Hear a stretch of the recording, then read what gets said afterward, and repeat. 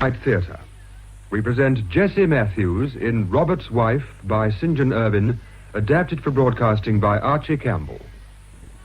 Robert's Wife.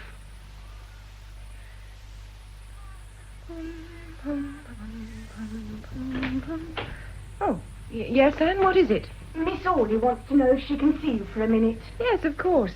Come in, won't you, Miss Orley? I hope I'm not interrupting you, June. Not a bit. I'm dining here tonight because of the confirmation, so I'm filling in time with odds and ends that don't matter much. Is the vicar out? He's in church, taking a last look round to see everything's all right. I thought I might be able to lend a hand if one were needed. Is Mrs. Carson coming to the confirmation? Oh, surely. We're having quite a doodah here tonight. Dinner party to meet the bishop. That old Mrs. Armitage is coming, and the churchwardens. Do you know Mrs. Armitage? Yes. Not well, but I know her. She's frightfully rich, isn't she? Enormously. Her husband made $1 million out of substitutes. Whenever he saw anything real, he put something artificial in its place. Oh, He did very well out of artificial eggs, but most of his money was made in artificial milk. oh, it must be lovely to be rich. You're rich, aren't you? Not what Mrs. Armitage would call rich. I'm comfortably off, as they say. Lucky you. Though Bob wouldn't approve of you. He's awfully against the rich. Nice boy, Bob. Yes. Of course, he's a bit of a bolshie, but All schoolboys are. he isn't a schoolboy. He's at Oxford. That's what I said. Mrs. Carson's very fond of him. Yes, very. More like a mother than a stepmother. Do you think she's a Christian? Mrs. Carson? Yes. I mean, she's not much of a churchwoman, is she? She doesn't do any of the things you'd expect a clergyman's wife to do. Oh, why should she? She's a doctor. She has her own work to do. There are plenty of women like me who can help the vicar, but there aren't many women who can help in the clinic. You'd have made a good parson's wife, Miss Orley. Would I? Yes. Isn't it funny how people never seem to do the things they're best fitted for? Very. Goodbye. Oh, well, I suppose I've been tactless again. She's batty about him. Oh, dear, this list of communicants is in a muddle. That boy Dick Jones is at the back door. Wants to know if he can speak to the vicar. Oh, no, he can't. Tell him the vicar's I out. told him that, miss, but he didn't seem to mind. He asked for Mrs. Carson, but I said she was out too. I said you were the only one in, and he said he'd wait. Did he? Well, he can't. Robert, are you in? There's Mrs. Carson now. Tell that boy he'll have to come back another day or something. Hello, June. Anne, dear, would you bring the sherry? Yes, madam. My goodness, June, I'm tired. You look tired. And I'm happy. Oh, what are you happy about? I've just been made medical head of the clinic. Oh, I am glad. I do congratulate you. I'm glad, too. Now I can do something. Where's Robert? In church, taking a last look round before the confirmation. Oh, yes, the confirmation. I'd forgotten that. You hadn't forgotten the bishop's coming. You know I had. How lucky I came back in time. Is Bob in? No, he'd been out all day. I can't think where he gets to. Thank you, Anne. Feeling flustered about tonight? Oh, yes, madam. You see, I've never been done before. Of course you haven't. You're only supposed to be done once. You ought to have been confirmed long ago. You'll have some sherry, June? Well, just a little. Give that to Miss Hanby. Yes, madam. Thank you. Thank heavens for intoxicating liquor. Happy days, June. Happy days, Mrs. Carson, and good luck to the clinic. Good luck to the clinic. Good luck. Oh, that boy Dick Jones is still waiting. What does he want? To speak to you or the vicar. Oh, I hope his mother isn't being tiresome again. I should say she certainly is. He can't see the vicar now. It's much too late. I'll see him. Show him in, Anne. Yes, madam. I don't altogether blame his mother. That girl's a nasty little shrew, if you ask me. Dick seems to like her, and she is going to have a baby. I've no patience with girls who get into messes. Wait till you get into one yourself. Me? We all get into messes of some sort. What's her name? Hilda Corbett. Well, it takes two to get into trouble, and I dare say Hilda did her share. We hear too much about boys who get innocent girls into trouble, but not nearly enough about girls who lead innocent boys astray. Oh, what sort of a man is it who lets himself be led astray? Almost every man. Jones, madam. Oh, come in, Dick. What is it? Can I help? Oh, it's my mother, Mrs. Carson. She won't give her consent. She said she'd rather see me stretching my coffin than married to Hilda. Well, that's emphatic enough. I don't know what to do. Hilda's off her head. I know. Sit down, Dick. Oh, thank you. Hilda isn't very tactful with your mother. Girls who are going to have babies when they aren't married are seldom models of deportment, June. Why does your mother dislike her so much, Dick? Oh, she says she ain't suitable for me. But Mrs. Carson, I want to do right by Hilda. I've got her into trouble and it's up to me to look after her. Can't you and the vicar do something to help us? Are you quite sure you're in love with Hilda? Oh, yes, Mrs. Carson, of course I'm in love with her. But even if I wasn't, I'd marry her after this. It'd only be decent to marry her. Yes, but you mustn't go marrying girls just because it's decent. Anyhow, here's the vicar now. You'd better ask him. Oh, Robert, you're just in time. Dick's mother is still obstinate. I'm sorry about that, Dick. When's the baby due? September, sir. Oh, yes, I remember. Well, there's plenty of time for your mother to change her mind. Oh, but we want to put a good face on things, sir. Hilda doesn't like the idea of the baby coming soon after we're married. Well, she should have thought of that before, shouldn't she? Good gracious me, look at the time. I'm afraid you'll have to go now, Dick, but you'd better come and see me tomorrow night. Oh, very good, sir. I'll have another talk with your mother, but if she still refuses her consent, we'll have to apply to the magistrate. Yes, I hate having to do that. Makes for bad feeling, but come along. Now, 6:30 tomorrow night sharp, understand? Yes, miss. Cheer up, Dick. You mustn't go about with a face as long as a fiddle. No, Mum. But I do want to do right by Hilda. When people want to do right, they generally do it. Good night. Good night. You better tell your mother when you get home that we'll apply to the magistrate if she won't consent. Aren't doting mothers detestable? Oh, Mrs. Jones isn't a bad sort. Personally, I don't like Hilda. Horrid, snivelling little creature. I wonder if it's any use trying to do good. That's what I wonder when I'm tired. What's the good, I say to myself. No sooner have you helped one lot of silly fools than up comes another lot. The human race is a washout. It won't stay up. The minute your back's turned, it damn well falls down again. Why not let it fall and have your fun while you've health and strength? That's how I think when I'm feeling tired and discouraged. But when I'm fresh and happy, I don't care how stupid people are, so long as I'm allowed to do things for them. Whoop, you great lump of fat-headedness, I say, and I give them a shove up. And if they fall down on me, I say, up again, you big stiff. Oh, they make me cross when they start slithering about. But you wouldn't like to live with people who never mucked things. Yes, I should. I hate fools. Supposing you had to live with a bench of bishops. They're muffing all the time. Not all the time, June. Even a bishop has lucid intervals. Though people seem to call them awful names, whatever they do. Oh, Robert, why is it that everybody, however stupid he may be, thinks he knows better than any bishop? Oh, that's easily answered. No bishop can ever in any circumstances be right about anything. I thought every errand boy knew that. Our bishop will be here any minute. So will the church wardens and Mrs. Armitage. Oh, Lord, yes, and me still dirty from the toil of the day. June, you're up to your elbows in ink. Oh, it won't take me half a jiff to get ready. I say, have you seen Bob? No, darling, I've only just come in myself. Oh? Had a busy day? Yes, very. I've been made medical head of the clinic. Oh, my darling, I'm glad. I am glad. You must be feeling proud of yourself. I am. I'm the proudest woman in England tonight. I wouldn't change places with any woman on earth. All my life I've wanted a job like this, and now I shall be able to do things. This clinic is life to me, Robert. I want to work in it till I drop. You won't drop. You'll be carried out kicking. That's true. Nobody's going to get rid of me in a hurry. Oh, goodness, look at the time. I must fly to titivate myself for this wicked old bishop.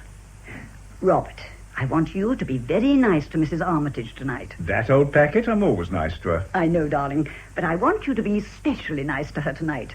Make the bishop take a lot of notice of her. Why? I want to bleed the old girl for my clinic. It must be enlarged. I shall ask her to come on the committee, and then I'll skin her for £5,000. You devil. Her food will cost her dear tonight. Well, darling, her awful old husband made a fortune out of poisoning people with badly tinned food and substitutes. So the least she can do is to pay for a clinic to cure some of his customers. Oh, madam, the bishop's come. Crikey, look at me, dirty and dishevelled. All right, Anne. I'll go to the door. There you are, Bishop. Robert. How splendid to see you. How are you, my dear Philip? I'm afraid I'm early. Come inside. The Sansha's waiting for you. My dear Mrs. Carson. I know I'm much too early. You're never too early, Bishop. You're welcome whenever you come. That's very kind of you. You see, I want to have a little talk with Robert. Shall I leave you? No, please. It concerns you, too. By the way, Sir Henry Gordon met me just now and told me you'd been appointed head of the clinic. Isn't that splendid? Congratulations, my dear. Thank you, Bishop. You'll be the right woman in the right place. Though I must warn you that everybody doesn't approve of you. Don't I know that? Jefferson of St. Ethelberta's is very worried about your sociological opinions. He doesn't like what he's heard of your views on birth control. Blessed is the man that hath his quiver full. Well, his quiver's empty. He's a celibate, darling. That makes it worse. A man has no right to run about telling other people to fill their quivers when he has sworn never to put anything in his. We're an illogical lot. That's what keeps us sane. Well, to business. I suppose you've heard, Robert, that Warburton is retiring at last from the deanery? No, I hadn't heard. He told the chapter this afternoon that he intends to retire at Christmas. I needn't tell you, Robert, that I don't know who will be appointed in his place, but I'd give a good deal to see you there. Thank you, Bishop. Your husband has every qualification for the position, Mrs. Carson. He's a good preacher, a good organizer, and a good man. He preaches his best sermon to me. I don't know how much influence I have, not much, I'm afraid, but the Prime Minister and I are very old friends, and I'm going to take the liberty of telling him that you are the right man for this deanery, Robert. And it will be a very great happiness to me, as your bishop, to see you appointed. You'd take it, wouldn't you, Robert, if it were offered to you? Yes. Of course he would. And what about you? Me? Yes, you're rather important, you know. You'll be Mrs. Dean. Robert's career in the church doesn't depend on me, thank goodness, but on his own ability and character. Well, naturally, but supposing your career as a doctor does not run quite in the same direction as his career. They don't clash in the least, do they, Robert? They haven't so far. I don't see why they ever should. Robert and I had this out before we were married, Bishop. I was not going to give up my work, nor, of course, was he going to give up his. I'm a very good doctor, though I say that I shouldn't. Well, I'll say it for you. And Robert's a very good clergyman. There I can speak with greater authority. He is far and away the best parish priest in this diocese. Well, then, we don't see why two perfectly good careers should be upset because their owners marry. There isn't any reason, but there may be a lot of stupidity. However, we needn't anticipate trouble. All I want to know now is that Robert will accept the deanery if it is offered to him. My dear fellow, you know how deeply I regard you. You've always been very kind to me. No kinder than you deserve. But my regard for you isn't only due to your ability, it's also a feeling of personal affection. I'm very fond of you, Robert. And you too, Sancho. I may call you Sancho, may I not? Please, Bishop. Mrs. Armitage and the churchwardens are in the drawing room, madam. All right, Anne, thank you. Oh, Anne, just a moment. Anne's to be confirmed by you tonight, Bishop. Oh, I hope I shall confirm you nicely, Anne. Thank you, my lord. That's all, Anne. Robert, go and talk to them until I've had time to change my dress. Bishop, will you be a very great dear? I don't know that I'm capable of that, but I'll try. Be very nice to Mrs. Armitage. The rich woman? Yes, I want to bleed her for my clinic. And if you'll tell her how useful it is. All right. The money's as good as yours. I shan't be long, Robert. Your wife's a nice woman, Robert. She's a darling. Your son gets on well with her? He adores her. I believe he'd tell her things he wouldn't tell me. How is he? Pretty good. Of course, he thinks I'm obsolete. Well, didn't you think your father was? As it was in the beginning, is now, and ever shall be? I sometimes feel sorry for poor old Adam. He had no father to repudiate. Bob's at the bitter stage. Everything's all wrong. I'm not afraid of unorthodoxy in the young, Robert. That's how we grow. I'm afraid of their indifference. That's how we die. Now, lead me to this old woman, Armitage, whom Sancho wants me to please. By the way, Robert, I'm in a little bit of difficulty about the diocesan fund. I wish you'd come over to the palace tomorrow and have some fun. You know what?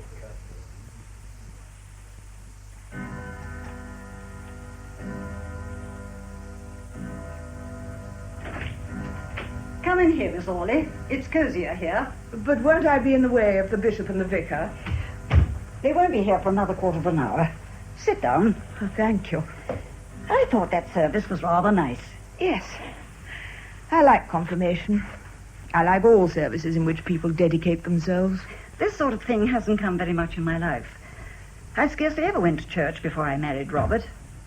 But there was something beautiful in that service tonight. All those boys and girls solemnly accepting responsibility for their own lives and vowing to make the best of them. I like young people. They irritate me intensely, but I like them. Yes, indeed. I'm very fond of Bob, but there are times when I can scarcely keep my hands off him. You're a religious woman, Miss Orley? Well, I'll try to be, though I'm not very successful. Tell me, what does it mean to you? I'm not sure that I can. But you're getting something out of it. Getting something? That's crudely put, of course, but obviously you're satisfied. You seem to have realized yourself more than most of us do. As if you were getting... Oh, dear, how hard it is to say these things. Some satisfaction which infuses your whole life and gives you peace. Yes. Now, I'm not at peace. I'm at war. And I feel that it is right for me to be at war. Yet I envy you your peace. Why do I envy what seems to be wrong? Wrong? Yes. This isn't a world in which to feel at peace. I want to fight. Just for the sake of fighting? No, but because there's so much that is worth fighting for. I'm a soldier because of the intolerable wrongness of life. And I want to live and die in the front line. But only, I suppose, because you hope that the intolerable wrongness of life can be ended. Or lessened. You wouldn't want to live and die in the front line if you thought that the intolerable wrongness would last forever. I don't know. That's part of my puzzle. My father and mother were agnostics, but they were good people. Why were they? I can understand you and Robert doing good because you believe in the benevolent intention of the universe. But my mother and father weren't convinced there was any intention. Good or evil. And yet they did good. Yes. Isn't it queer? Mrs. Jones has come. Mrs. Jones? Dick's mother. The vicar and the bishop are still powwowing with the wardens. Oh, I'd better clear out. You can talk to June in the drawing room while I see Mrs. Jones here. The bishop's coming in for an hour as soon as he and Robert have finished in church, and I'd like you to meet him. Oh, thank you. Send Mrs. Jones in, June. I don't think she's in a good temper. Never mind. Send her in. Very well. You coming, Miss Orley? Yes. Oh, will you go into the study, Mrs. Jones? Thank you. Good evening. Come in, Mrs. Jones. Sit down. Oh, thank you. My husband is still in church, and I'm afraid he won't be able to see you tonight, but if I can do anything... It's about my boy. Yes? I don't want no interference between me and my boy. But, Mrs. Jones... He's my boy, not yours. I know, but there's Hilda to be considered. Mrs. Carson, that girl's no good. She's going to have a baby. Oh, her sort breeds like rabbits. I tell her she ain't a proper girl to marry a man. Not a man like my Dick. What's wrong with her? Everything. She's a snippety piece. All show, no backbone. And has no more notion of how to run a house than she has of flying.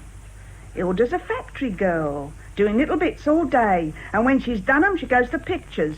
That's her life. Little bits and pictures. A girl like that ain't fit to be a man's wife. Well, there are thousands of them, Mrs. Jones. More's the pity. She's nothing but a slut with a pennyworth of paint on her silly face. Set her down to cook a dinner for a man and what'll happen? Huh! I know where her dinners will come from. Out of tins and fried fish shops. Are you suggesting seriously that Dick should leave Hilda in the lurch? Yes, I am. I wouldn't have him marry her for all the world. Mrs. Jones, why don't you be reasonable about this?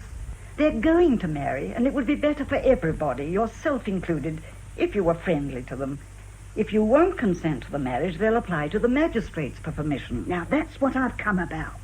You and Vicar mustn't do it, Mrs. Carson. There's a child coming, Mrs. Jones. I know, and I'm willing to pay Hilda whatever the magistrates say, but I don't want her married to my boy. Why are you so hard on them? You'd be hard if you had a boy who's going to make a fool of himself. Young folks are very stubborn, Mrs. Carson, and I've seen a proper few of them make great unhappiness for themselves, going against their parents' advice and having their own way. Well, they have to find their own feet. I don't know with that sort of talk. A child has to be taught its way about. Why, half your time in your clinic you're telling mothers that. Let their child walk the way it wants to and it'll grow up bandy leg. Now, I've heard you say things like that yourself. Yes, that's true. But Dick isn't a child, and Hilda's going to have one. A chap Dick's age has no more sense than a hen. Oh, I'm sorry, Sancho. I didn't know. It's all right. Mrs. Jones has come to see both of us. Good evening, Mrs. Jones. Oh, good evening, sir. Shall No, I... please don't go, Bishop. I think you may be able to help us. This is the Bishop, Mrs. Jones. How do you do, Mrs. Jones? I'm quite well, thank you, sir. Do you mind if we tell the Bishop about Dick and Hilda? No, not at all. Mrs. Jones has one son, a boy called Dick, and a very good lad he is. That he is, a proper lad, though he has got a girl into trouble. Yes. And as you've heard Mrs. Jones say, Bishop, he's got a girl into trouble. Her name's Hilda Corbett, and they're both underage. Yes. Now, Dick wants to marry the girl, but his mother, he hasn't a father, won't give her consent, and he won't be 21 until after the baby is born. I see. She ain't a proper girl for him, sir. Not the sort of man ought to have for his wife. Oh, it's hard for me to say just what I mean, sir, but it's this way. A girl to knock about with is one thing, but a wife's another. Yes, I think I see your point, Mrs. Jones. Well, I'm glad of that, sir. You see, people like Vicar and Mrs. Carson, and you too, sir, if you'll pardon the liberty, don't see things the way we do. All you thinks about is getting the girl married, respectable like. But I'm thinking of my boy's whole life. He's got to live with Hilda. I don't see no happiness for him nor her, come to that, if they marry. And what's the good of marriage if it don't make you happy? Yes, I sympathize with your point of view. I'm not so keen on respectability that I'm willing to see a young man and girl who are unsuited to each other tied together for life because they've slipped into trouble. But there's the third party, the child. Yes, I know, but Which hasn't been asked for its consent to be born, but will have to bear all the consequences. Mrs. Jones, you won't have to bear them. The child will. And it is a very great responsibility to cast a slur on another person's life, especially a child's. Well, I don't want to do a child no harm. Well, then give your grandchild a chance. Look here, if you'll behave nicely to him, I'll come here myself and marry your son to Hilda, I think you said her name was? That's her name, sir. My lord, I mean.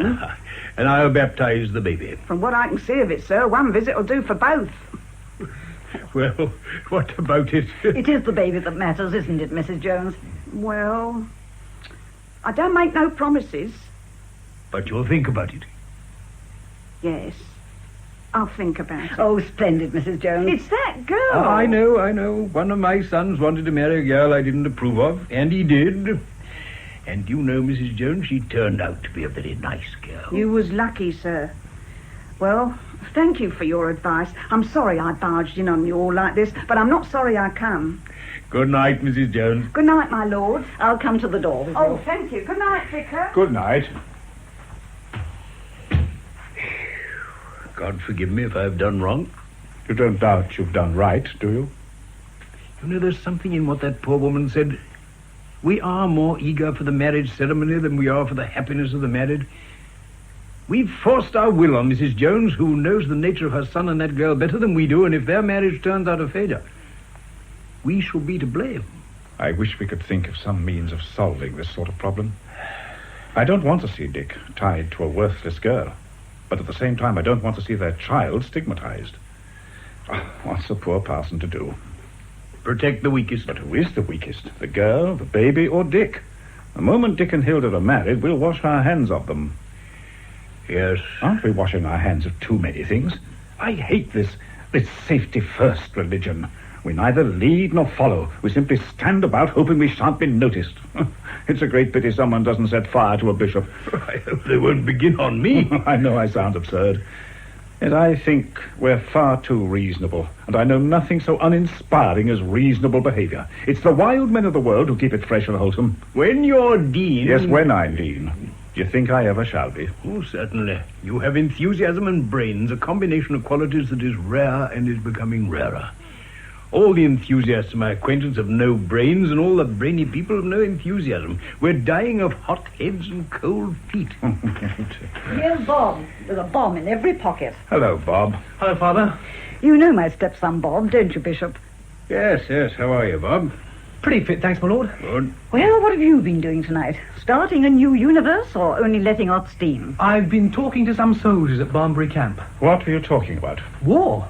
Well, I'm going there to preach on Sunday. Oh, you're not going to praise war, are you? Bob. Oh, please, my lord, I'm not being cheeky, but so many bishops praise war. I shan't praise it, Bob. I had 3 sons when the last one began. I hadn't any when it was over. I don't think I shall praise war. But I won't refuse my blessing to men who are willing to die for what they think is a good cause. Yeah, it's always a good cause. In that event, the soldier is spared the shame of thinking he has died in a bad one. If your generation can stop war, God bless it. You'll forgive a bishop, won't you, for asking God to bless you? I believe that bishops are in bad odor at Oxford, and that their invocations are considered impertinent. But we're puzzled men, Bob. I find it increasingly hard to say just what is the will of God, though I had no difficulty whatsoever about it when I was at Oxford. But perhaps, my dear lad, you will be able to do better than we've done. Sancho, didn't you say something about speeding the parting bishop with hot milk? Yes, but if we stay here much longer, it'll be hot water. Come along. We're a cowardly lot, always preferring the law to the prophets. Me for the prophets every time. Me too, Sancho, me too. Turn out the light, Robert. Yet we must have law. Isn't it martyrs we need? Yes, but who's going to clear up the mess?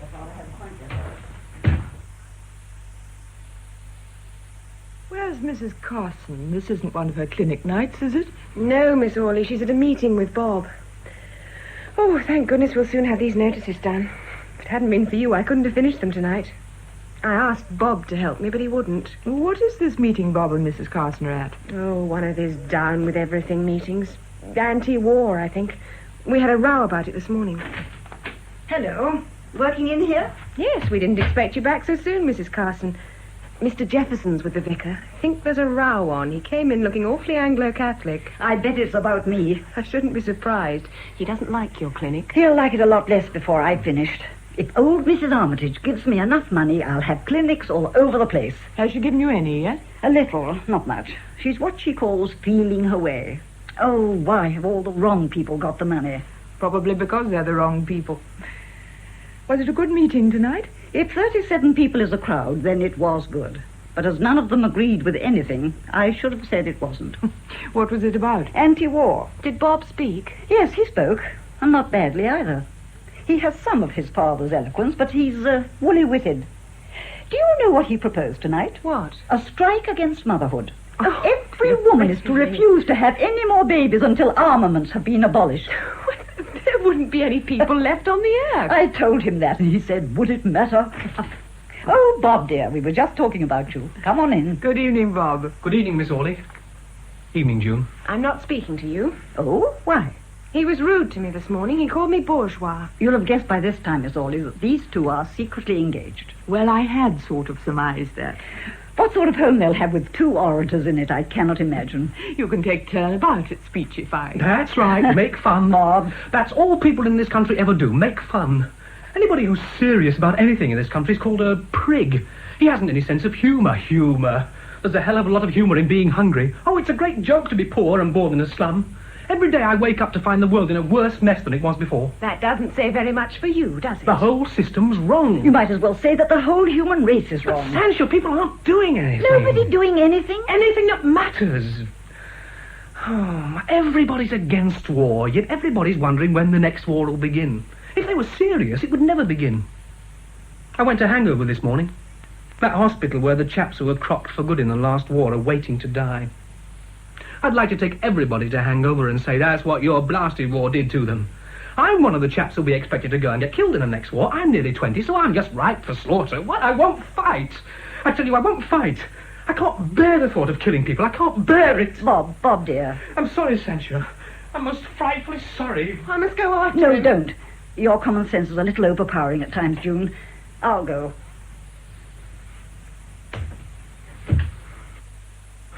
I shall have an awful job with him when we're married. Do you love him very much? Yes, terribly. I oughtn't to love him because he's a frightful fool, but I do. Every now and then I have a horrible desire to sock him on the jaw, but the rest of the time I just want to take care of him. I never thought I'd feel like this. Most unsecretarial. Oh, goodness, we haven't finished these notices yet. They ought to have been done long ago. It's a pity he attaches so much importance to living. Oh, I'm with him there. I like being alive. No, I agree. It's very nice to be alive, but we can't make too much fuss about it. Bob has no hope of anything but this. And because he has no other hope, he's afraid of losing it. He'll do anything for life. Well, wouldn't you? No. But it's all we're sure of. It's the least thing I'm sure of. I can't understand you. We do know we've got this. We don't know we'll get anything else. Well, doesn't what you do know make you feel certain that there must be more to come? There may be. I don't know. I do my bit as things are, and if that isn't good enough, well, I can't help it. It's my best. Well, you're not as far from me as you think. If this is the end of everything, then nothing we do matters. If this isn't the end, then the length of our life here is of little importance. It's only an interval between the acts. Oh, hello, June. Not gone yet? Well, I wanted to finish these notices, and Miss Orley offered to stay and help me. And she's awfully good about helping. Yes, I know. My unpaid curate. Was Mr. Jefferson very tiresome? Well, not more than usual. What was it this time? It was the sacredness of human life. Oh, that's what Bob's always worrying about. Poor Jefferson. Sancho's clinic worries him terribly. Oh, I shouldn't let him upset you. She's doing one of the best jobs in this town. I know she is. That's why it annoys me when Jefferson has right on his side. That man can't be right, even when he is. He's got a natural genius for being wrong. Let's finish these notices in the morning room, Julian. Oh, must you finish them tonight? Oh, yes, we must. Are you ready, Miss Hawley? Now, don't let her impose on you. Nobody imposes on her. They can't. She imposes on herself. But I like to help. Oh, Robert, got rid of Jefferson? Yes, he was in a wax. Me again. Yes, it's about that open-air creche you've started in St. Mary's churchyard. He thinks you're committing sacrilege. What? It's consecrated ground. Consecrated to what? The dead. Well, I'm consecrating it to the living. He's worried by the sight of the kids romping around the tombstones. If I were mouldering inside one of those monstrous old tombs, I'd feel delighted to think that just outside my grave, little children were happy and growing strong. Yes, I know, Sancho, and I share your point of view. But Jefferson doesn't think as we do. And it's unfortunate that your clinic should be in his parish and not in mine. But it's always been there. He has one of the poorest parishes in the town. But you're married to me. What on earth has that got to do with it? The clinic was there before I met you. It didn't affect you before we were married. Why should it affect you now? Parsons are very touchy about trespassing on each other's preserves. Nearly as bad as gangsters. It's a pity we can't do our work without treading on his corns. Nobody can do anything that is worth doing without treading on somebody's corns. And there are a lot of corns on which I want to tread. Yes, but people think I'm doing the treading. I mean, they think I sympathize completely with all you do. Don't you? No, I think you go too far sometimes and are in too great a hurry. Oh. You're always complaining of reactionaries. But I believe that reaction's an important part of progress. Otherwise, we'd run ahead of ourselves. Well, every soldier knows that he mustn't carry his attack too far. He must stop and consolidate his gains, defend what he's won, and make his ground good. Yes, I see that, but I also see that there are people in the world who must go on, who can't stop, and that there are other people who are always getting in the way and trying to stop them. The history of medicine alone proves that. How? At every turn of the road to medical knowledge, the pioneering doctor has found an obstructive priest in his path. I see myself as the symbol of all the doctors who've striven to reduce or abolish pain, and I see Jefferson as the symbol of all the priests who have tried to stop them. When I discovered the use of anesthetics, Jefferson forbade me to use them. When I tried to study anatomy in the Middle Ages, Jefferson was there, forbidding me to dissect dead bodies. I had to steal them from graveyards, and he had me burnt for doing it. Wherever I went, I found Jefferson in my way. You'd have thought he was wrong then, wouldn't you? Certainly. Well, I think he is wrong now. He was always wrong, right back to the beginning. And you were always right, darling. Yes, always.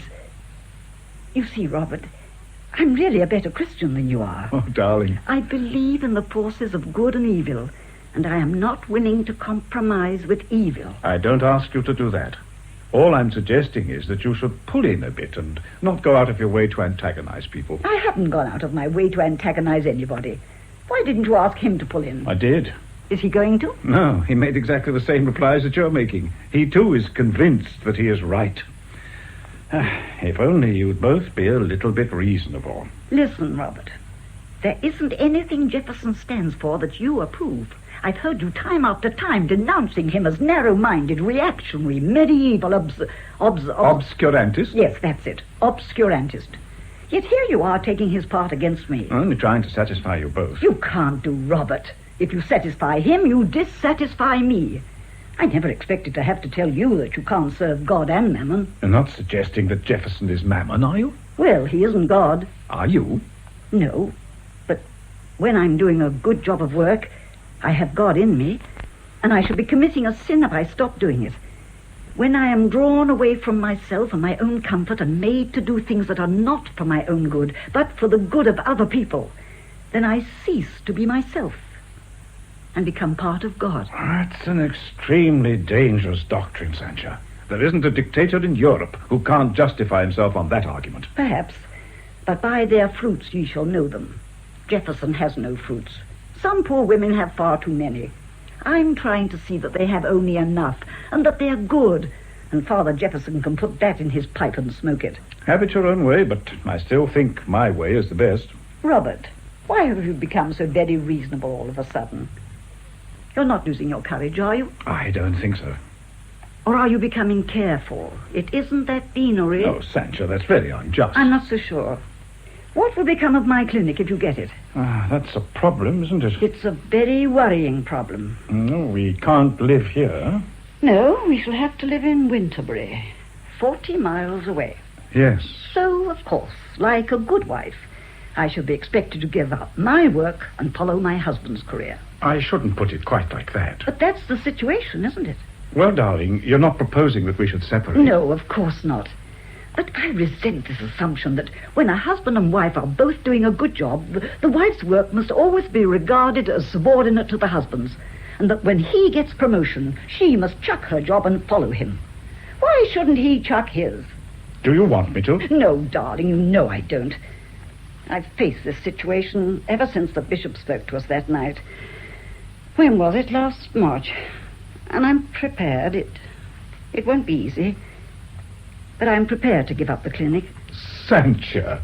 Oh, darling, that's really noble of you. I can open another in Winterbury. Yes, of course. Of course. Is there anything against that? Oh, well, a dean's wife has to watch her step a bit more than a vicar's. My God, has she? The whole of this town has been watching my step ever since I married you. If it's like this for a vicar's wife, what must it be like for an archbishop's? Officially, my dear, an archbishop has no wife. He lives in a domestic atmosphere. I see.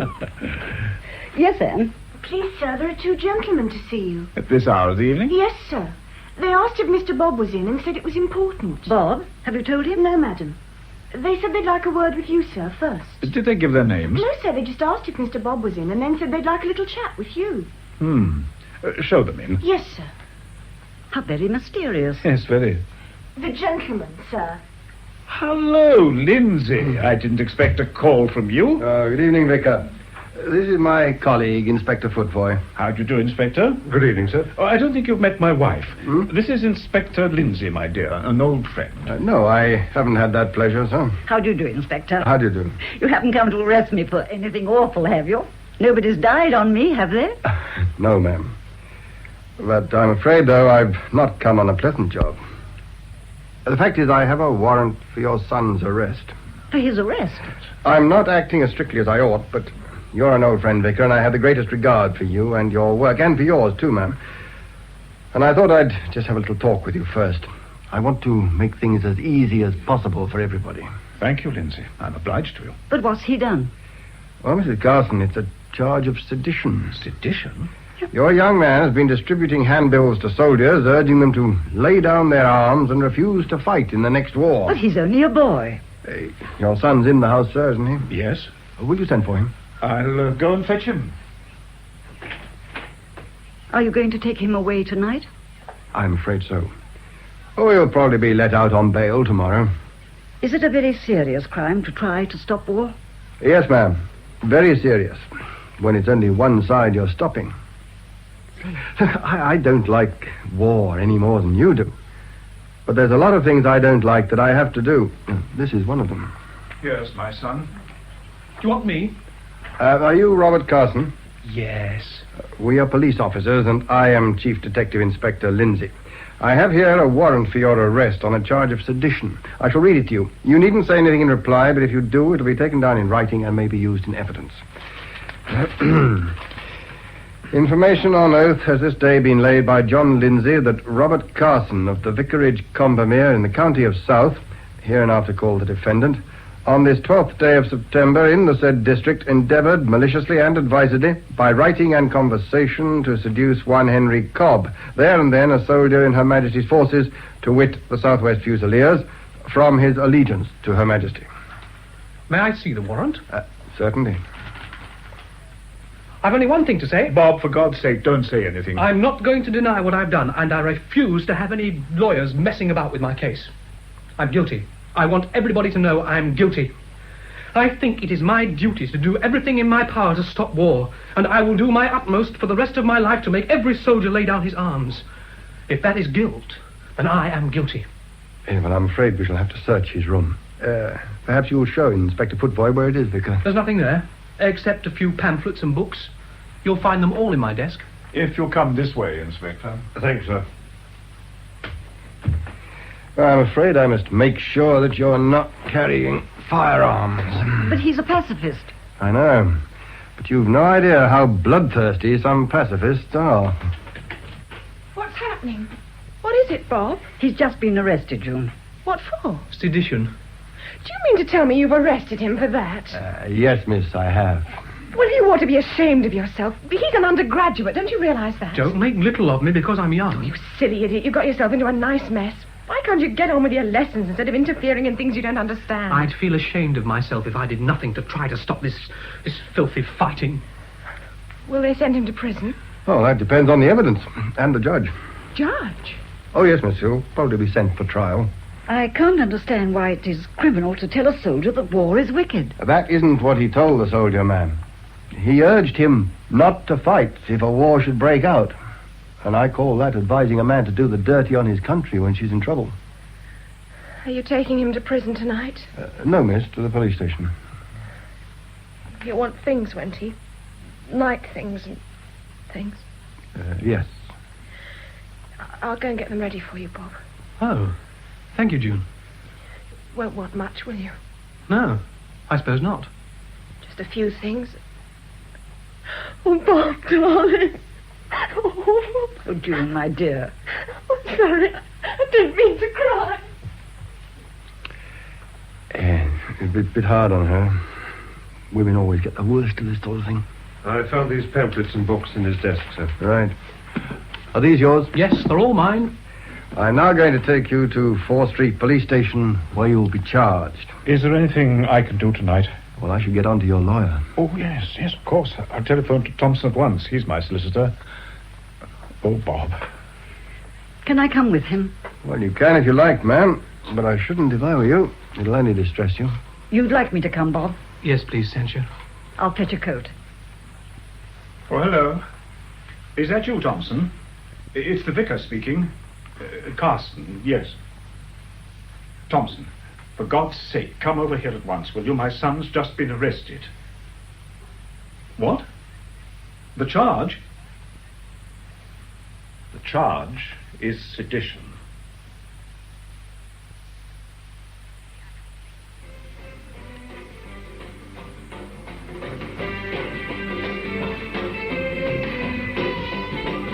Turn that thing off, Bob, can't you?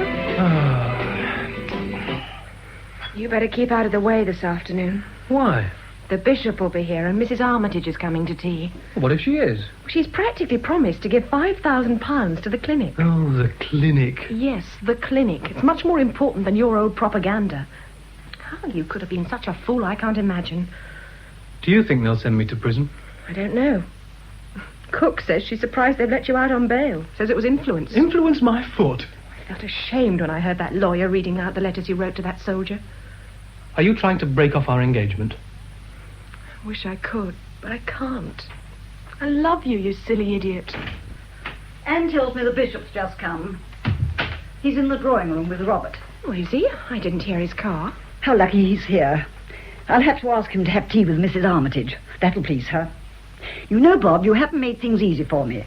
I've lost 3 subscribers to the clinic since your arrest. Good ones, too. I don't want you here when Mrs. Armitage comes. That's what I've been trying to tell him. I don't seem to be wanted. Well, you're not very helpful, are you? Your father's moving heaven and earth to get you out of this mess, and you do nothing but get in his way. Anybody'd think you wanted to go to jail. I do. I want to go to prison. I can't make out whether you're a saint and a martyr or just an exhibitionist. Oh, Sancho, I didn't think you'd say that to me. I know I'm silly and arrogant, but that doesn't prove that I'm wrong about essential things. That's what I'm trying to tell you all, but you just laugh at me and say, you wait till you're older, then you'll know better. I may not want to know better. I may be too frightened or too lazy or too self-satisfied. Well, that's not good enough for me. The only way to get anything done is for somebody to do something dramatic, something that will make people think, like getting crucified. Oh, I know I'm expressing myself terribly badly, Sancho, but that's what I'm trying to do, and it hurts me frightfully when you sneer at me, because I do love you so. I'm sorry, Bob, but you see, darling, you must just make a little bit of allowance for the rest of us. We're not really fools, and we're not really indifferent. We're frightened and confused. But you do see what I'm driving at, and you understand, don't you? Why I want to go to prison? It's not just to get a lot of cheap glory, but To shock people into peace. But will you? Every soldier is willing to die for his belief, Bob. Mrs. Armitage. Oh, Mrs. Armitage, how do you do? I'm so glad you were able to come. You know my stepson, Bob, I think. Oh, yes, I've been reading about him. How do you do, Mrs. Armitage? And my husband's secretary, Miss June Hanby. How do you do? Bob and she are engaged to be married. Engaged? Well, it'll be a long engagement, I suppose, what with one thing and another. Well, yes, I suppose it will. But they're both young and can wait. You two are going out now, aren't you? Oh, yes. Bob and I have a lot to do. Goodbye, Mrs. Armitage. Oh, goodbye. I'll say goodbye, too. Oh, yes. Goodbye, young man. Goodbye. Well, I've just popped in as I promised, but I mustn't stay long. Is anything wrong? Oh, no, nothing's wrong. But this business about your stepson has upset me. It's upset us? Oh, well, naturally, of course, but it's upset me a lot. You see, I'm very patriotic, Mrs. Carson. Yes. And I think it's dreadful to go about telling soldiers not to fight for their country. Bob's only a boy, Mrs. Armitage. Yes, but the way I look at it is this. How's he been brought up? To have such ideas in his head? After all, if parents do their duty, children have right ideas in their heads. We don't always know what are right ideas. No, yes, we do. Well, it's easy enough to do right if you want to. Just do what everybody else does. Half the people who make so much fuss about it don't want to do right. Here's tea. I'm sure you'll be glad of a cup. Oh, do sit down. Oh, thank you. Tea, well, now it's here. Is the bishop still with the vicar, Anne? Yes, madam. Oh, nice girl, that. Who, Anne? Yes, she's a nice girl. So hard to get nice girls nowadays. I don't know what's become of all the nice girls. I had a nice girl once, but she got into trouble. Oh. Somehow the nice ones always do that. I suppose it's because they're so nice. Perhaps. 2 lumps or 1? 3, please. I've got a very sweet tooth. I think the pictures have done a lot of harm, don't you? Not more than other things, have they? Oh, yes. They've unsettled girls, always thinking of film stars when they should be doing their dusting. Mr. Jefferson says the pictures have done a lot of harm. Mr. Jefferson. Have you seen him lately? Yes, I've seen quite a bit of him lately. He's a very persevering man. Very. Bread and butter? Cake, please. Mr. Jefferson's very worried about your clinic. Why should he be? Well, of course, you know what his views are. High church and all that. Of course, I was brought up low church, but I must say I like a nice high church service. I like the little boys in lace surplices, don't you? Yes. I mean, they look rather nice, and though I'm told some of them are awful. I knew a lady once who told Mrs. me... Armitage, you've something to tell me, haven't you?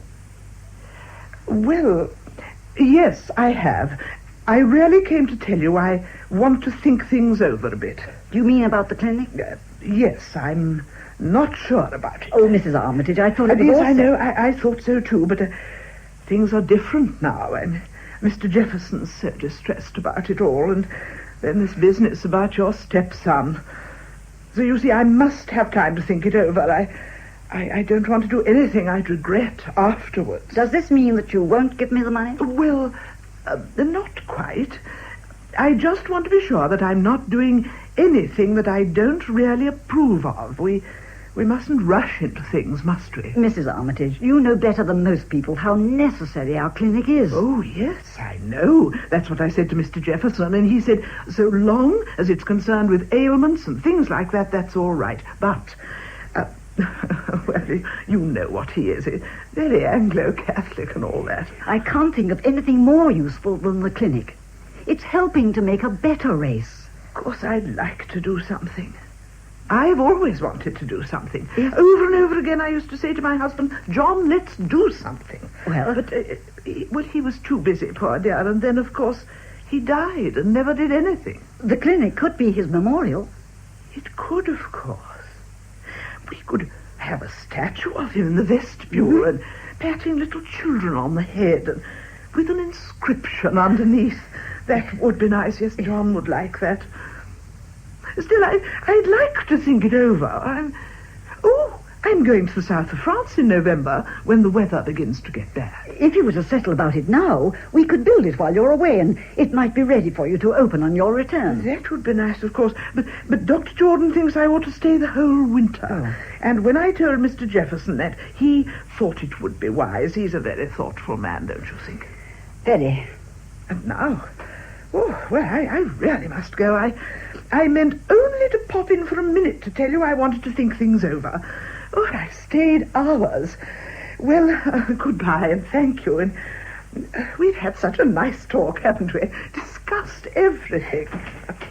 The bishop wants to know why you won't give him tea in here. Of course I'll give him tea in here. Won't you stay and meet him, Mrs. Armitage? I'd like to, of course, but really I think I'd better be going. Goodbye, Miss Hamley. Goodbye. I'll come to the door with you. No, thank you. That will be nice. Ah, any tea going? Presently. You'll miss this when you're in jail. I shall miss a lot of things. Do hope you're not going to make a habit of going to jail. It won't be much fun being married to a man who spends his weekends at home and the rest of the time in prison. Have you two had tea? No. Then we'll all have it here. Will you ring the bell, Bob? Yes. June, have you any idea what the bishop wants? No, but I can guess. I'm afraid you're giving a great many people a lot of trouble, young man. Yes, madam? We'll have some fresh tea, please. Bring some more cups. The vicar and the bishop are coming in here. Very good, madam. How do you do, Sancha? I'm not doing very well, Bishop. Oh? Mrs. Armitage has just left. I'm afraid she's going to back out of her promise. Mr. Jefferson's been talking to her. He's been talking to a lot of people. Far too many. Well, Bob, Good afternoon, my lord. what are we going to do with this young man? Ask June. She'll have to do with him. Well, June, I'm wondering. The trouble with men seems to be that their bodies grow up so much more quickly than their brains. It takes a woman a long time to realize that what looks like an adult is really a child. your experience must have been very unfortunate. She's had 2 generations of Carsons to cope with, Bob and me. Tea, madam. Thank you. Madam. I think you like your tea weak, don't you, Bishop? Please. Bread and butter, sir. Thank you. The bishop has been talking to me about this affair of Bob's. It's serious, much more serious than I thought. I took it for granted that Bob would probably be let off with a grave reprimand. But the bishop thinks, and Thompson thinks too, that we must be prepared for imprisonment. But that's what Bob wants. I don't want influence used to get me off. Bob thinks that the world badly needs the example of individual self-sacrifice. Yes. As I grow older, I get more skeptical about the value of these demonstrations. I've attended many meetings in my life, and I've noticed that emotional orators get all the cheers, but the work is generally done by some chap who can't talk for toffee. Oh, I'm not denying the value of eloquence, but my instinct is to be on my guard against eloquent people. And I've always found that acts of self-sacrifice which have no relation to the immediate possibilities of mankind leave things rather worse than they were before. But, well, surely, if there were no pioneers, there would be no progress. Progress? Uh-huh. That's a word I've been hearing all my life. I wonder what it means. I'm like the bishop. I'm not sure of all this progress we're making. You yourself, Sancha, are doing your utmost to teach people to limit their families. Well, you've approved of that. You and the bishop. It's only reactionaries and celebrates like Jefferson who oppose it. I know, but all the most advanced statisticians and sociologists are now telling us that if we don't pull up the birth rate, we'll perish for want of population. Cannon fodder, that's all they want. If Sancha succeeds, there won't be enough people to be killed in wars. Well, that's one way of looking at It's it. the only way. The commandment says, thou shalt not kill, in any circumstances whatever. How long is it since you read the Sermon on the Mount? I can't remember. Have any of you read it within the last 12 months? I leave you out, Robert. But the rest of you? Well, I've never read it at all. Bob? I did read it once. When? Oh, I can't remember. Sancha. All right, Bishop. You win. You see, you don't know the document, yet each of you talks as if you were familiar with it. The words used by our Lord were, Ye have heard that it was said by them of old time, Thou shalt not kill, and whosoever shall kill shall be in danger of judgment. Yes. But I say unto you that whosoever is angry with his brother without a cause shall be in danger of the judgment. Without a cause, Bob. It doesn't matter to me what any book says. I won't kill. In any circumstances whatever? In no circumstances. I'm willing to die for my belief, but I'm not willing to kill for it. Well, you may be the saviour of your world, Bob. Yes, but how are we to know that his world will be worth saving? Isn't any world worth saving? No. There are worlds that ought to perish, that must perish if mankind is to live. I want peace. But I think we'll have to fight a good many wars before we get it. And I see very little hope of abolishing war in a world where only dictators survive. Nevertheless, the Bobs of this world have their uses. They offer us examples that we may admire, even if we refuse to be guided by them. Robert, you shouldn't try to keep him out of prison. There may not be any prison strong enough to hold him. Thank you, my dear, for my nice tea. Pleasure. Please, madam, Mrs. Jones has come. Mrs. Jones? Does she want me or the vicar? She doesn't mind, madam, who she sees. Oh. Mrs. Jones? Oh, do you mean that nice woman whose son I married to the girl who was going to have a baby? That's the one. The baby was born about a fortnight ago. Oh, well, give Mrs. Jones my kind I'll regards. have her in here, and you can give them to her yourself. You promised to baptize the baby. Yes. And perhaps you can make arrangements for it now. Show Mrs. Jones in here, Anne. Yes, madam. June and Bob, you two had better clear out. I don't suppose she wants to see you. Oh, Bob can help me finish some lists I'm copying. Come on, Bob. Good night, Bishop. Good night, Bob. And, thank you. Thank you. Good evening, Mrs. Jones. Good evening. Mrs. Jones, madam. Good evening. You remember the bishop, don't you? Oh, yes, sir. Good evening, Mrs. Jones. I was just going when I heard you were here, and I thought I'd stay and say how'd you do. Your son's well, I hope? Yes, sir. And your daughter-in-law? She's well, too, sir. Excellent. I hear their baby was born the other day. Yes, sir. Your grandchild. Yes, sir. It died this morning, sir. Died? Oh, poor Mrs. Jones. I'm so sorry. Died this morning, it did. I thought I'd just come and tell you. Poor little thing. Oh, I don't know, sir. Missed a lot of trouble. Was a nice little baby, though. A boy it was. Reminded me of Dick when he was born. Smiled nice. Is there anything we can do, Mrs. Jones? No, sir, nothing. Nothing. I don't know why I've come, really. Except that I just thought I would. Seems so funny somehow, us all making that fuss about getting Dick and Hilda married, and now the baby's dead. And my boy's tied to that girl for life. Silly, ain't it? You know, my lord, she's no good. She's a foolish girl. I suppose I oughtn't to blame her, really. She can't help being a fool. Nobody wants to be one. But I do wish she'd married some other chap than my boy. It was a mistake, sir. We didn't ought to mess about with other people's lives. Why can't we leave each other alone? Eh? Poor woman. I'd better see what I can do. I don't know what the answer to that is, Robert. No, nor I. If we were sensible, we would now put those two asunder. On September the 21st at the Church of St. Michael and All Angels, Dick and Hilda Jones were separated by the Bishop of Winterbury, who expressed regret at having united them. Robert, you will talk to Sancho about this business of the deanery. Yes, but I'm in a quandary, Bishop. It isn't easy for a man to go to his wife and say, "Look here, my dear, I can't get on in my profession unless you give up your job." Why should she stultify herself for my good? Well, it's a question of degree. Whose work is the more important? Sancho's a good doctor, but she isn't the only good doctor in the world. She isn't even the only good doctor in this town. I'm told that her assistant at the clinic is very good. Yes, she's excellent. So that if she went, the clinic wouldn't seriously suffer. Would the church suffer if I didn't go to the deanery? I think it would. Oh, come. I'm serious, Robert. A great wave of materialism is passing over the world, and unless a tremendous effort is made, the whole spiritual life of mankind may founder. You seem to me to be a man with a peculiar gift for inspiring people to make the most of what's good in them. And I wish to see you in a place where your gift can be used to the greatest advantage. If I have to choose between you and Sancho, I will unflinchingly choose you. And now, I must go back. I have a lot of work to do before I go to bed.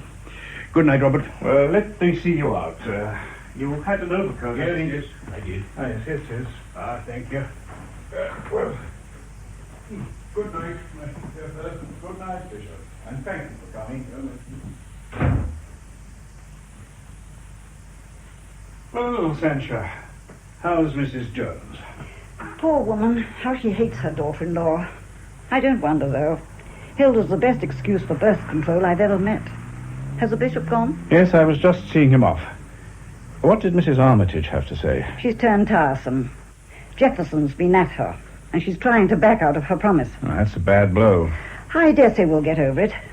Did the bishop talk about anything else than Bob's case? Yes, he met the Prime Minister in London yesterday, and they talked about me. Oh? PM was very nice, but he made a rather odd remark, which is worrying the bishop. Oh, what? Well, he said something about my having a difficult family. I suppose he meant Bob. Yes, but not only Bob. Do you mean me? Uh-huh. But I'm not difficult. Well, darling, it depends, doesn't it, on the point of view. You're not difficult to me, but you are to Jefferson. Well, what does the bishop suggest? Well, bluntly, he thinks you should go very slow on your clinic. Robert, the clinic needs me now more than it ever did. We live from hand to mouth, and just at the moment it looks as if we shan't live very well. I can't go slow. If Mrs. Armitage lets me down, I shall have to do and say a great deal more than I want to. I must appeal for money. But, Sancho... I may have to make things unpleasant for Father Jefferson. Oh.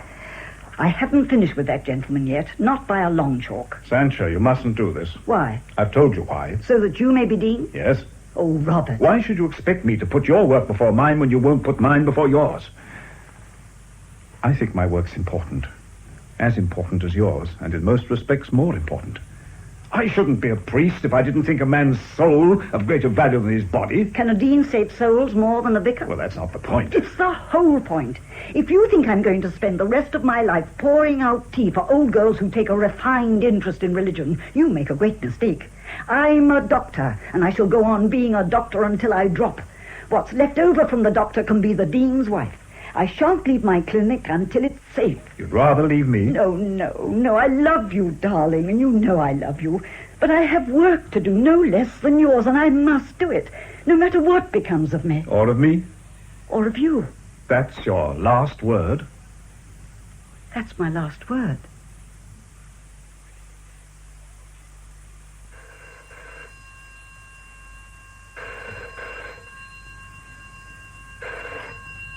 St. Michael's Vicarage speaking. Oh, yes, Mrs. Martin. No, they're not back yet. Oh, I don't know, Mum, but they may be here any minute. Oh, it is dreadful. Poor Mr. Bob. Of course, he didn't ought to have done it, but he's young. Yes, Mum. I'll be sure to tell them. Yes, I will. Yes. It is awful for them. It'd be awful for anybody, of course. Thank you. Who was it, Anne? Oh, Mrs. Martin, sir. Told me to tell you she was ever so sorry about Mr. Bob. Thank you. And, sir, we're sorry too, sir. Thank you. Thank you. It seems such an awful sentence for what he did. Yes. Oh, and the bishop rang up, sir. He said he was sorry he couldn't see you in Winterbury this afternoon, but he's got to go to some dinner near here tonight, and he'll look in on his way home. Thank you. Oh, and Anne, I'm very grateful to you for your sympathy. Well, sir, we have to be kind to each other, haven't we? Yes. Good evening, Anne. Good evening, miss. I'm ever so sorry, miss. Thank you, Anne. Miss Hanvey will be staying here tonight, Anne. Yes, sir. Where's Sancho? She'll be down in a minute. Wonder what they're doing to Bob now. I wonder. Judge, what sort of a man can he be to give a boy 12 months for a silly thing like that? Poor Bob.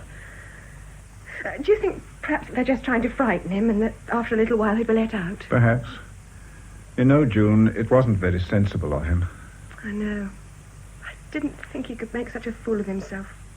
But all the same, that sentence is too much. Oh, shall I answer it? Yes, please. Michael's Vicarage? Yes? The what? The Winterbury Gazette. You want to speak to the vicar? Well, hold on a moment, I'll see if he's in. It's a reporter from the Winterbury Gazette. Wants to interview you about Bob. Oh, right. Hello? Yes, I'm the vicar. Thank you. Yes, I agree, it was monstrous. Oh, that's very kind of you. Yes, I'll gladly see you. Can you come round now? All right. Goodbye. Well, there you are, Sancho. Who was that, Robert? A reporter from the Winterbury Gazette. He says his editor is indignant at the sentence and wants to get up an agitation for a pardon for Bob. Is he in Companionship now? He's at the station. I'll see him in the drawing room, June, when he comes. Oh, very well. Is there anything you want me to do tonight? No, my dear. You'd better go to bed, darling. You look tired out. I am tired, but if there's anything to do... No, nothing. I better see if there are any letters. I expect some came by the late post. Poor June. She looks all in. Yes, I didn't realize how fond of him she is. That sort of boy always appeals to that sort of girl. Poor Bob. I never dreamt they'd give him such a sentence as that. Oh, did you see the judge's face, Robert? That man was enjoying himself. Oh, no, darling. You mustn't say things like that about people. But he was.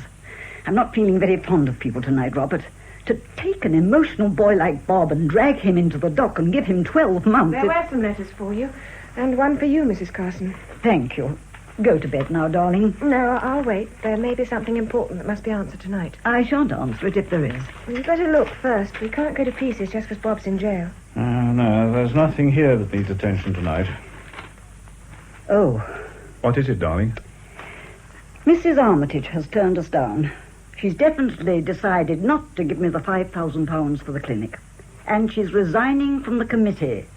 She doesn't feel that she can continue to support an institution of which she does not entirely approve. Well, that's reasonable enough. Anyhow, you'd almost given up hope of getting anything out of her. Not quite. I thought I had enough influence over her to make her pay up, but evidently I hadn't. Well, she's given me one more reason for holding my meetings. I must raise money from somewhere, and if she won't give it to me, I'll have to get it in pennies from the public. We've a strenuous winter in front of us.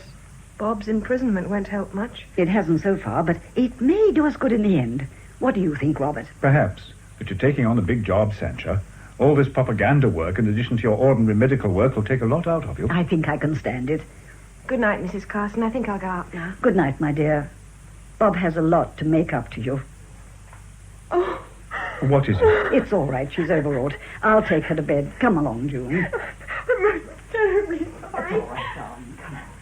Poor child. Poor child. There's a gentleman wants to see you, sir. A newspaper gentleman. Oh, thank you, Anne. Oh, when your mistress comes down, tell her I'm in the drawing room. Yes, sir. St. Michael's Vicarage speaking. Yes, sir. Yes, they're both at home, sir. The vicar's engaged, but I don't suppose he'll be long.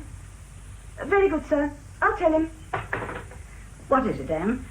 Well, someone's just rung up to say the bishop's on his way. Or shall I bring something in when he comes, madam? Oh, yes. Please, Anne. He's very fond of hot milk. Yes, madam. That'll be the bishop. Show him in here, will you? Yes, madam. Poor Mrs. Armitage. So rich and so empty. This way, please, sir. Father Jefferson. Father who? Good evening, Mrs. Carson. Oh, Father Jefferson. My husband's engaged, but he won't be long. Sit down, won't you? Thank you. I've really come to see you. Me? Yes. First, let me say how sorry I am at the savage sentence that your son received this morning. Yes, it was savage, wasn't it? But he won't be any the worse for that. A man who suffers for his conscience' sake is not injured by persecution. It's very kind of you to give us your sympathy. Thank you. If you're organizing any petition or meeting of protest, I will do all I can to help you. That's more than kind. I'm deeply grateful, and I'm sure my husband will be grateful too. But that isn't the only thing I've come about. No, I gathered that. Mrs. Carson, you must believe me when I tell you that it is a great grief to me to have to oppose you. I know you are a sincere and able woman, and that you are doing good work, and that you regard all your work as good. Unfortunately, I don't. Some of it seems to me sinful. I know, but your opinion of what is sinful is only your opinion. No, there we differ. I hold my opinions because I believe them to be the Almighty's. You advocate certain causes and ways of living which, to me, forgive me, are devilish. You haven't come here just to discuss our sociological differences, Mr. Jefferson. No, though I should not call them sociological differences, but spiritual. I'm told that you're about to make public appeals for money to extend your clinic and to build others elsewhere in the town. It is only fair to tell you that I shall feel it my duty to oppose you by every means in my power. I shall go on with my plans, no matter who opposes them. Wherever you hold a meeting, I shall hold one, either immediately before it or immediately after it. If you will not promise to abstain from advocating these obnoxious doctrines, I shall not only do my utmost to prevent you from extending your clinic, but will also try to have it closed. Closed? Yes. Many of the people who subscribe to it are my personal friends. I shall do my utmost to persuade them to withdraw their subscriptions. Some of them have done so already. More, I hope, will. Nevertheless, Mr. Jefferson, I will go on with my work. You paid me the compliment just now of saying you believe me to be sincere. What would you say if I were in a position to ruin your work and I came to you and threatened to ruin it unless you did exactly what I told you? I should take no notice of it. Neither do I take any notice of you. How little my sincerity would amount to if at the first hint of opposition I gave up my work. Why can't you confine yourself to ordinary medical work that rouses no dispute? You've been asking me that question for ages and ages, and every time I've had to make Luther's reply. God helping me, I can do no other.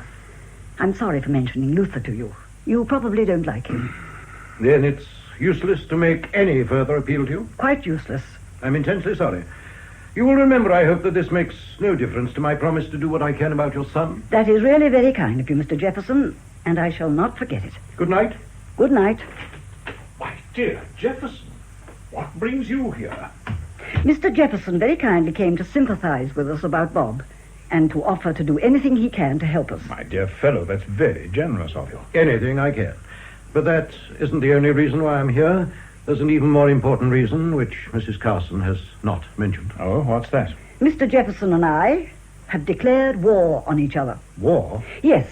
He will oppose every effort I make to raise money for the clinic, unless I give up instructions on birth control. Well, we know that that's his attitude already. But it's going to be much more definite in future. I've told Mrs. Carson that I shall feel it my duty to hold meetings in opposition to hers.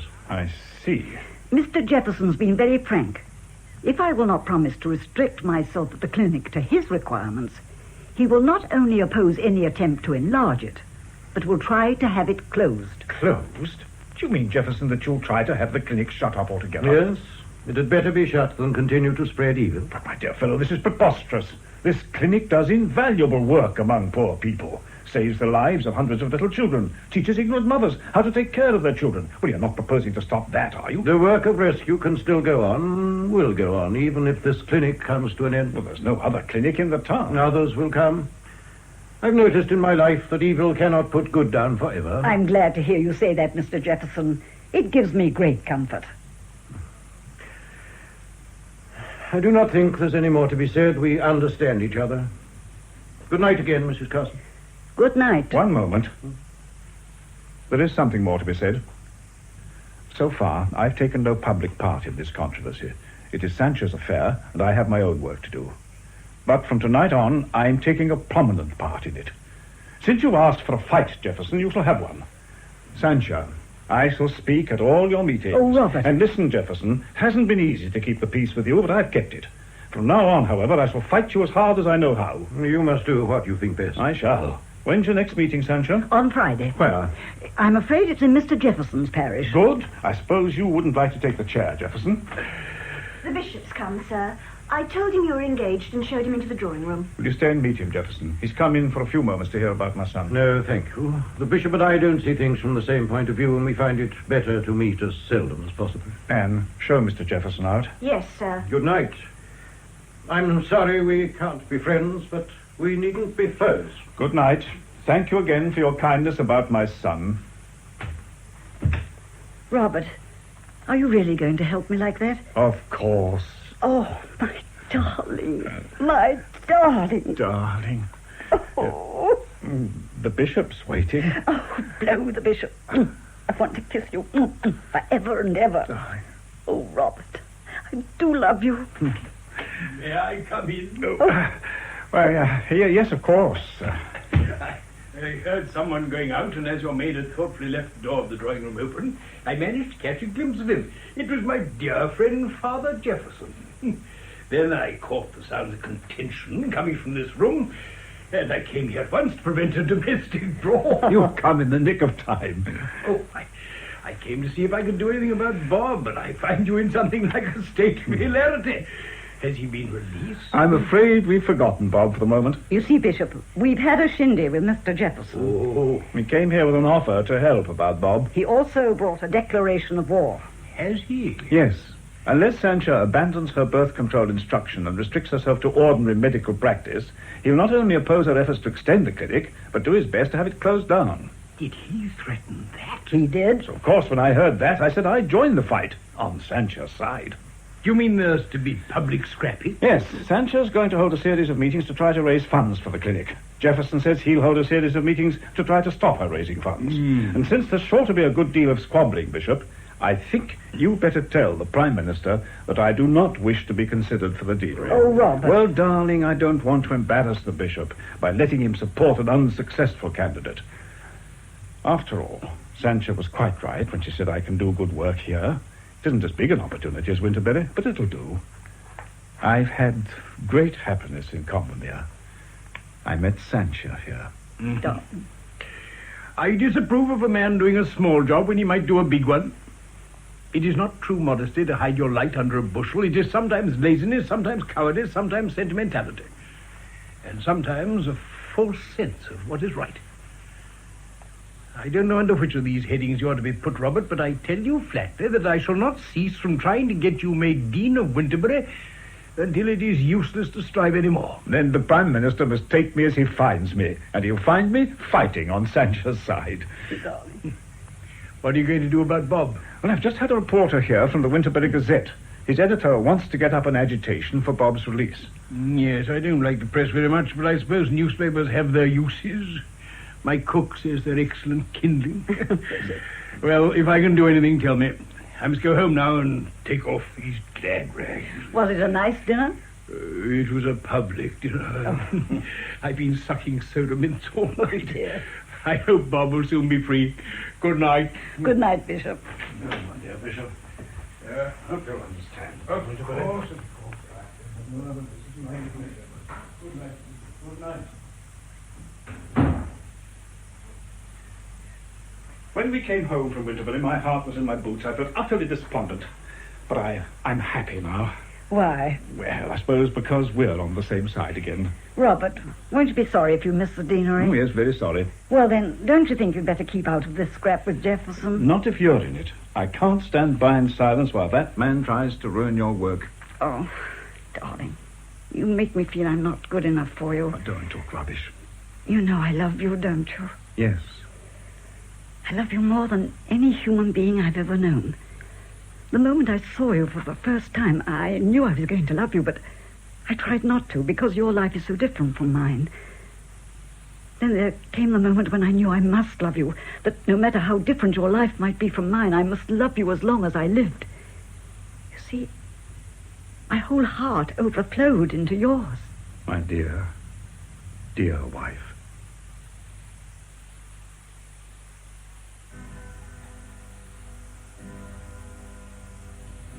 Sancha. Coming, Robert. Oh, hello, June. Hello. I thought you and Miss Audley were working in the morning room. So we are. What is it? The morning paper. Look, it's full of last night's row. I don't like rows. I believe in doing your work quietly. These fusses make me sick. Are you casting aspersions on me? Yes, I am. First it's Bob, and now it's you. You've driven Bob clean off the front page, too. All they say about him now is that he's your son. Listen. It will be remembered that Mr. Carson's son was sent to prison for 12 months for sedition. That's all. It was just over a fortnight since Bob was sentenced, and already he's forgotten. The paper has to remind its readers about him. You're getting bitter, June. Is it enough to make a girl bitter? That sort of thing isn't your line. You're a worker, not a film star. Well, get back to Miss Orley. What's the matter, June? Mr. Carson has something to show you. Yes, Robert? Look at this. I say, this stuff is a bit sensational. Yes, I don't like the way it's put very much. It says here that some man shouted at you, "Your son's a dirty traitor." Yes, someone did shout that. Well, I suppose we must expect abuse.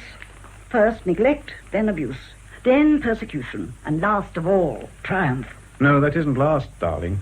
After triumph comes the decline, when ideals give place to organization and efficiency, and the profits are followed by the bureaucrats. That's why we have to keep on making rows. No row, no movement. I suppose you want to go on with this one. Certainly. Is the money coming in? Not very fast. It takes a lot of pennies to make up £5,000. Oh, if somebody would only give me the money. Just £5,000. May I come in a moment? Why, yes, of course, Miss Orley. I've done all I can for June tonight, and I'm just going. I'd like to talk to you alone, Mrs. Carson. Oh, that means I'm to clear out? Yes, please, darling. All right. I'm in the garden if I'm wanted. Have you seen the evening paper? Yes, and that's what I wanted to talk to you about. Mrs. Carson, won't you make him stop it? Stop what? All this street corner stuff. It isn't his job, Mrs. Carson. Aren't you taking rather a liberty, Miss Orley? Yes. But you see, I hear more about this business than you do. People keep their thoughts to themselves when you're present, but I hear what they're saying. You're trying to raise money for the clinic, but this campaign hasn't brought much, has it? No, disappointingly little. You'll get less and less. And then people will stop subscribing to his work, and the end will be grief and disaster. What are you suggesting, Miss Orley?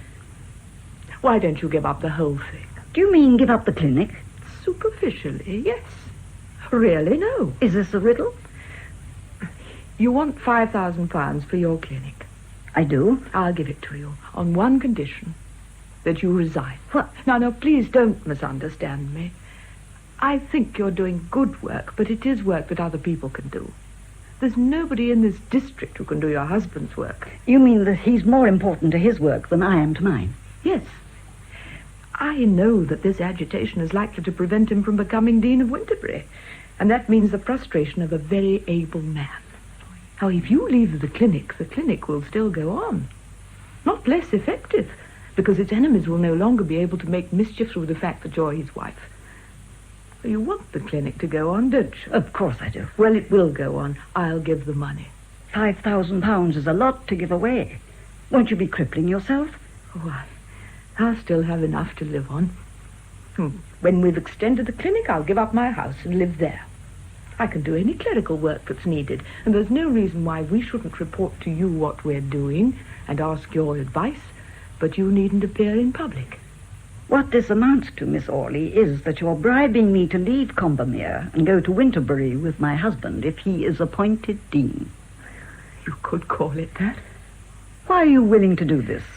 I don't like waste. Yet you are willing to waste me. Oh, nothing can waste you. You're in love with Robert. Yes. And you're doing this for him? Yes. I love him too. I didn't believe that any woman could love any man as much as I love Robert. When he comes into the room, I feel my heart uplifted. When I'm tired and despondent, I fortify myself with his courage. If I were dead and he needed my help, I would come out of the grave to help him. I believe you, because I love him like that too. Does he know that you love him? Oh, no. Oh, I'm just a parish worker, woman who passes the time by helping June to send out circulars. Apart from that, he doesn't know that I exist. How long have you loved him? Since the moment I first saw him. Would you give up the clinic if you were me? I'd give up everything if I were you. You must give me time. I can't decide this now. You are asking me to make nothing of myself so that Robert may make more of himself. That's not easy. Well, I brought the cheque with me. There it is. I shall go now. Good night. Good night.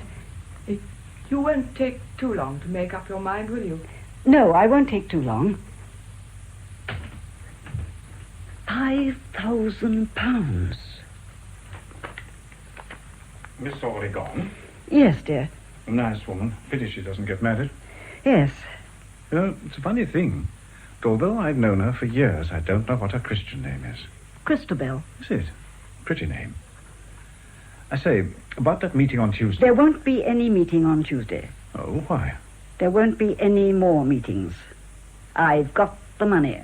You got it? How? Miss Orley gave it to me. Oh, you're joking. Here's the cheque. £5,000. Did she give you this herself? I mean, is it her own money? Yes, it's her own.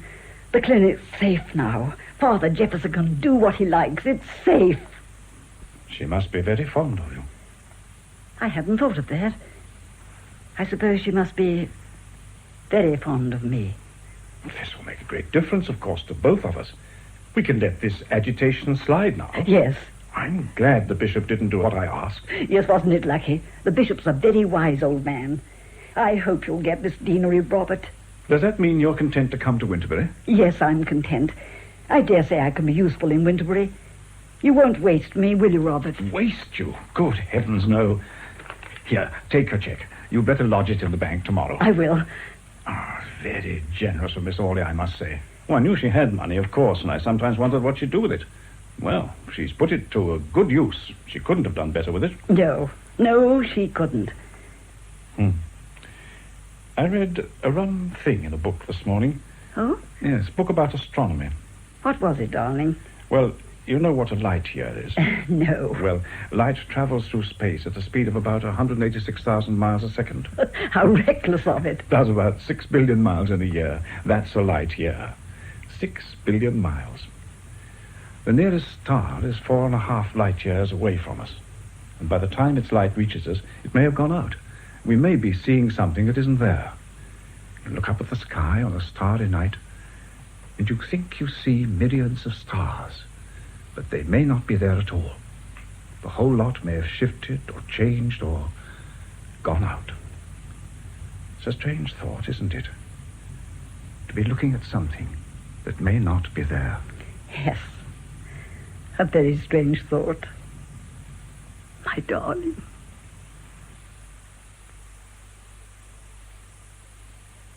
In Robert's Wife by St. John Ervine, adapted for broadcasting by Archie Campbell, the part of Sancha Carson was played by Jessie Matthews.